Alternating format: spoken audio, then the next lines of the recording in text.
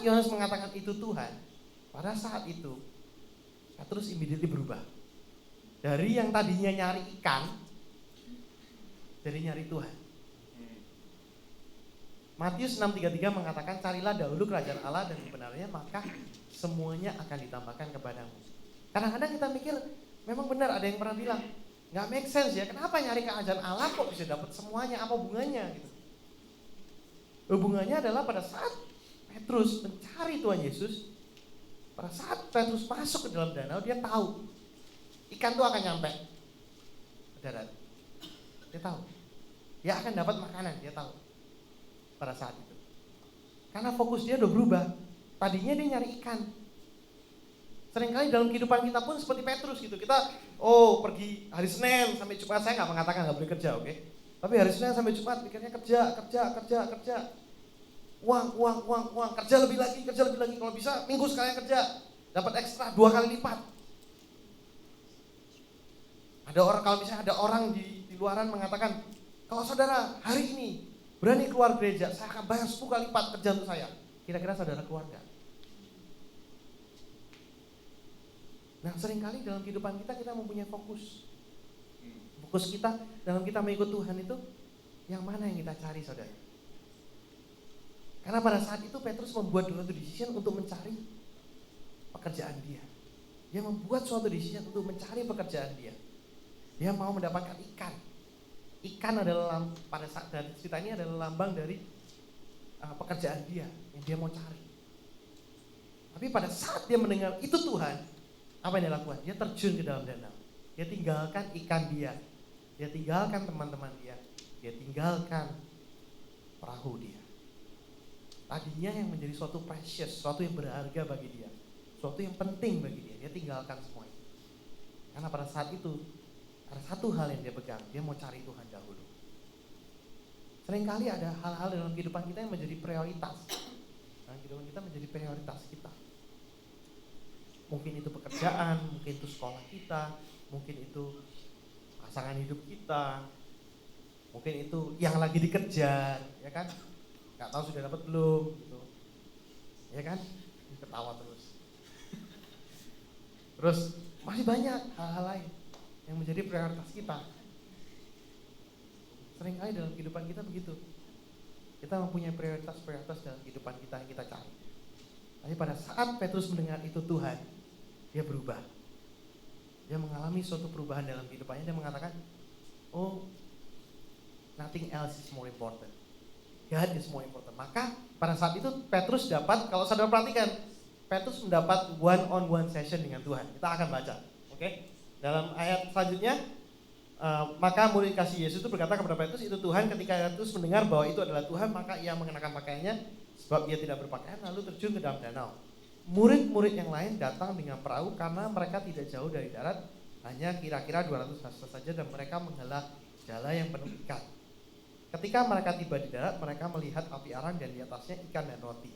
Nah, jadi pada saat itu waktu mereka datang itu kita nggak tahu berapa lama, karena kita nggak menuliskan berapa lama mereka nyampainya. Tapi pada saat Petrus nyampe duluan. Nggak tahu dia ngomong sama Tuhan apa, kita juga nggak tahu, dan di Alkitab nggak tercatat. Tapi pada saat itu Petrus bersama dengan Yesus. Teman-temannya belum mendapatkan Yesus, dia sudah dapetin duluan. Karena pada saat itu dia membuat decision. Dari semua teman-temannya dia mengatakan decision dia adalah I'm going to follow you first.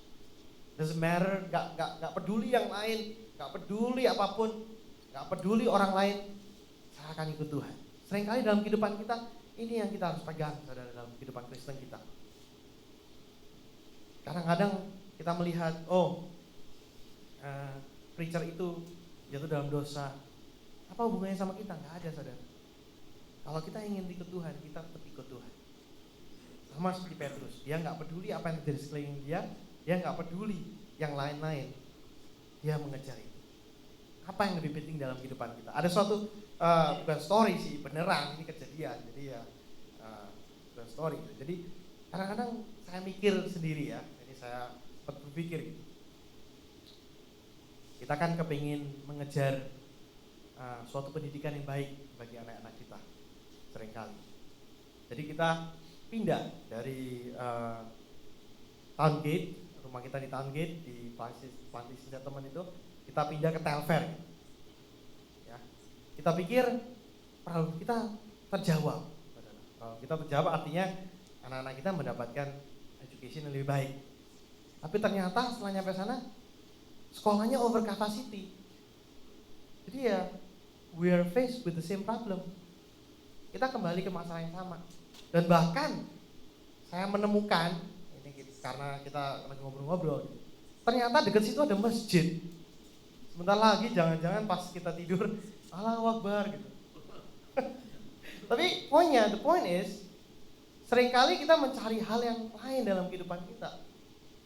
I'm not saying we're wrong to move to Telfair. I'm just saying, Pak Sami ketawa tuh, kata Pak Sami salah gitu kali. Udah neighbor gua dulu, pindah lagi tuh. Anyway, tapi the point is, kadang-kadang dalam kehidupan kita memfokuskan ke hal-hal dalam kehidupan kita. Saya nggak mengatakan itu sesuatu yang salah, tapi kita prioritas kita kadang-kadang kemana? Itu yang paling penting dalam kehidupan kita.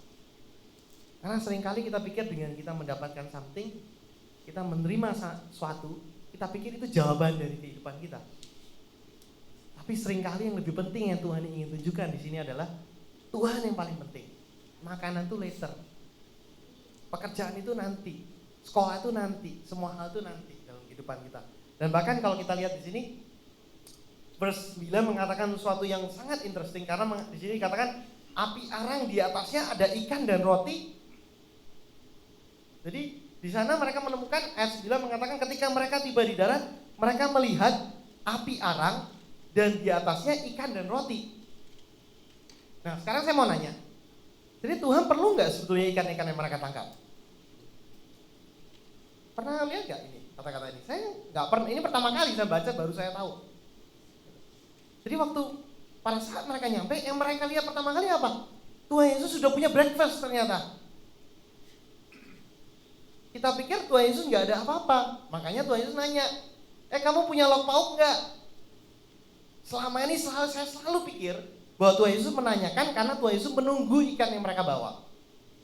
Tapi ternyata yang benar sudah ada ikan dan roti di sana. Makanan sudah tersedia. Jadi di sini kelihatan sekali, gitu. Tuhan Yesus menunjukkan sekali bahwa pada saat kita mencari Tuhan, sudah ada yang disediakan sama Tuhan. Sudah benar-benar disediakan sama Tuhan. Dan kita katakan sama-sama, Allah itu bukan Allah yang menyelamatkan, bukan hanya menyelamatkan kita, tapi Tuhan mempunyai tujuan di dalam segala hal. Yuk kita katakan sama-sama, Tuhan mempunyai tujuan di dalam segala hal. Katakan ke kanan dan ke kiri saudara. Tuhan mempunyai tujuan dalam segala hal. Karena Tuhan Yesus nggak langsung kembali. Nah ini yang saya ketemukan. Allah bukan hanya Allah yang menyelamatkan kita. Kita perlu mengerti bahwa Allah ingin mengasah kita, ingin membuat kita makin sempurna, makin menyerupai Dia. Maka dikatakan Tuhan Yesus nggak langsung naik langsung ke surga. Setelah Tuhan Yesus bangkit, Tuhan Yesus nggak naik langsung ke surga. Ayat 1 mengatakan Tuhan Yesus appear, keluar, muncul di depan orang-orang. Dia nggak langsung masuk ke surga. Yang kedua, dia nggak langsung muncul di tengah-tengah mereka atau terbang di atas air. Kenapa Tuhan Yesus nggak melakukan itu? Nah, ini yang saya pertanyakan. Saya mikir, banyak sekali hal-hal yang Tuhan Yesus bisa lakukan, banyak sekali mukjizat yang Tuhan Yesus bisa lakukan. Tapi pada saat ini Tuhan Yesus nggak muncul di atas air.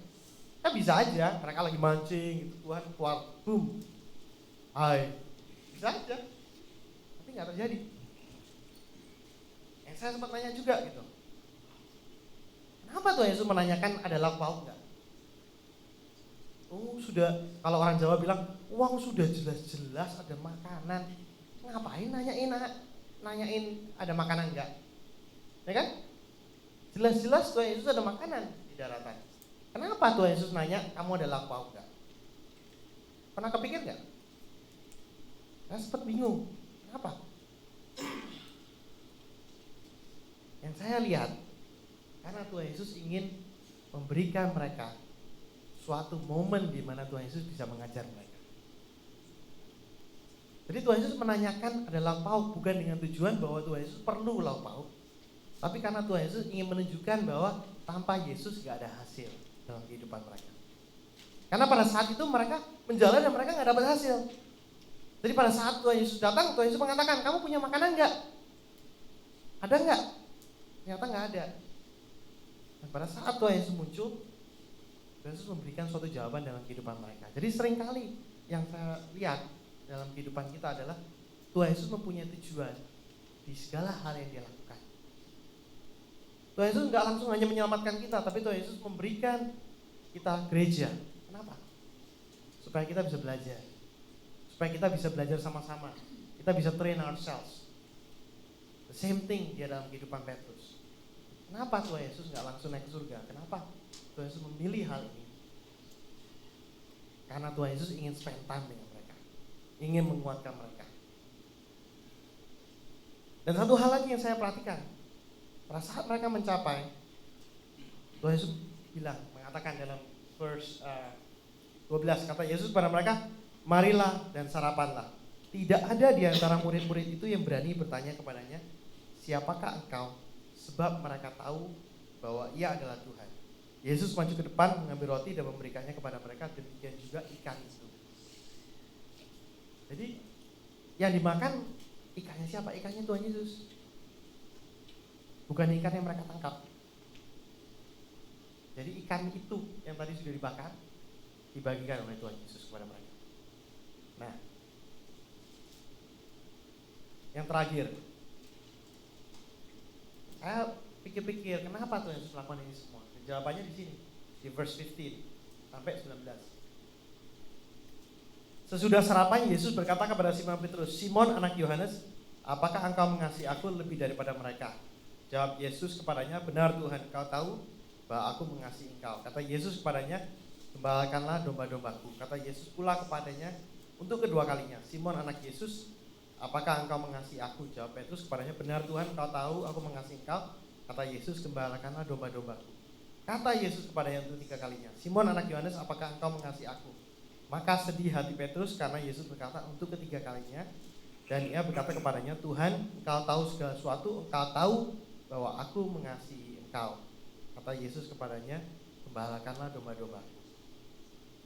That means, saudara, kalau dikatakan di sini yang kita bisa pelajari, kalau kita mengasihi Tuhan Yesus, kita akan mengembalakan domba-domba yang Tuhan taruh dalam kehidupan kita. Domba-domba can mean a lot of things dalam kehidupan kita. Bisa banyak hal yang menjadi domba-domba dalam kehidupan kita. Ada satu joke yang kita sering ngomong, bukan joke sih, kata-kata yang kita sering ngomong dalam musik ministry gitu